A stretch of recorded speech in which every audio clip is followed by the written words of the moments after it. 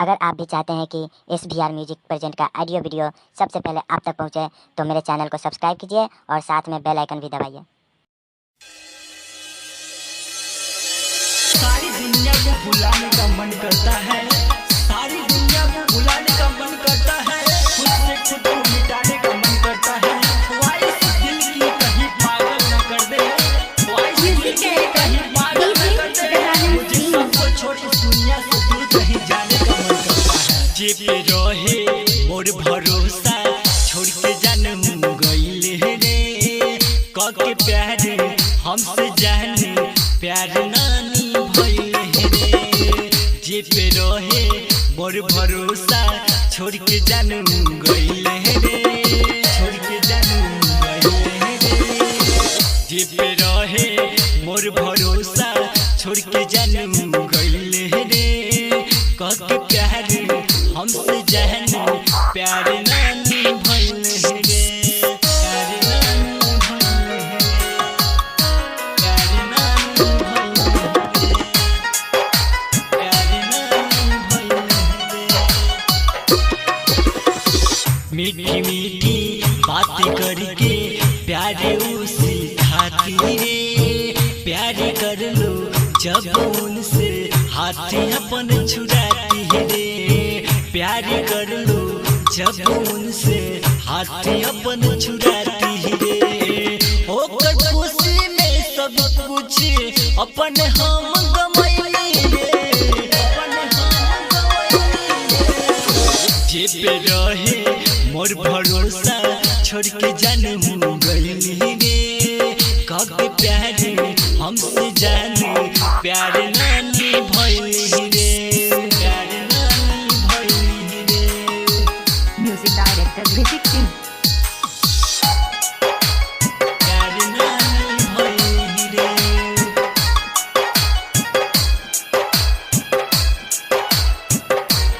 प्यार नानी भइली रे।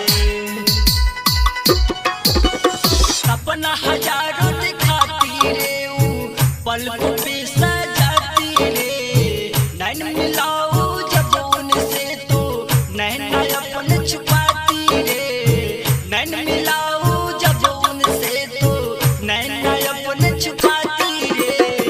दिल ऐसन गम लगे हम मर गइनी रे, हम मर गइनी रे।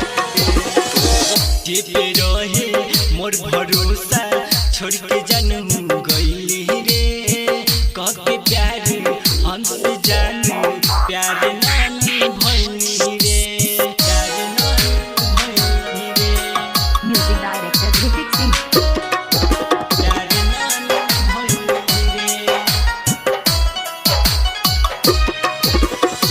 कसम वादे छोड़ गइल रे, रिश्ते नाते तोड़ गइल रे, मुंज शंकर से काहे मोहवा अपन मोड़ गइल रे, मुंज शंकर से काहे मोहवा अपन मोड़ गइल रे।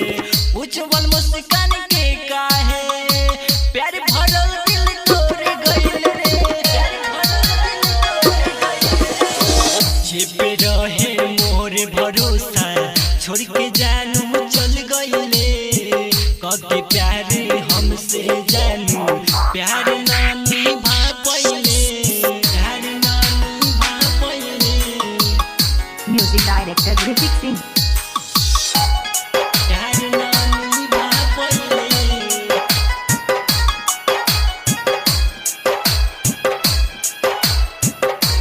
प्यार नानी भापइले।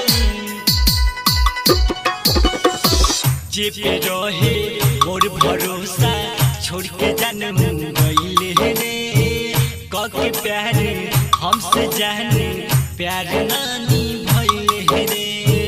जे पे रहे मोर भरोसा, छोड़ के जानू गइले रे, जे पे रहे मोर भरोसा, छोड़ के जानू गइले रे, छोड़ के जानू गइले रे, कके प्यार हमसे जानू प्यार नानी भइले रे। जे पे रहे मोर भरोसा, छोड़ के जानू गइले रे। Meenakshi films recording studio Muzaffarpur.